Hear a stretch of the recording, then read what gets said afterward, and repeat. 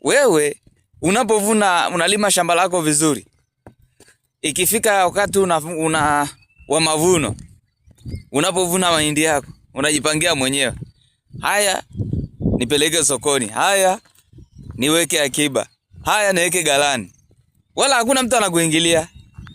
Ajabu. Haya, tuachane na hiyo. Wewe unalipwa mshahara wako mwisho wa mwezi. Unapopokea mshahara wako tu, wala hakuna mtu anakuingilia, unajipangia mwenyewe. Hii ninunue mavalio, hii niweke akiba, hii nitumie. Hakuna mtu anakuingilia. Sasa ajabu ni pale Mungu anapotaka kuvuna mavuno yake mwenyewe, mnaanza kumpangia.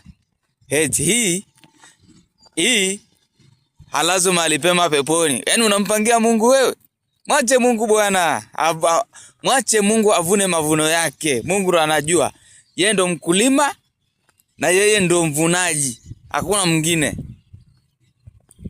Sasa pointi yangu mimi inamaanisha nini? Yaani maana yake kumridhisha mwanadamu, yaani kuridhisha wanadamu.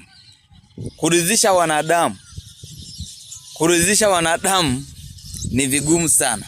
Kwa hiyo inastahili maombi yafanyike kwa ajili ya kukomboa hizi nchi zetu za Kiafrika. Hayo tu ndo nimesema. Na Mungu awabariki sana. Tunamuombea waliokuwa magereza, lakini tunawaombea waliokwisha kulala. Tunawaombea hao wote kwa Mungu ili wapate rehema na angalau tuonane nao siku hiyo ya parapanda itakapolia. Mungu awabariki sana.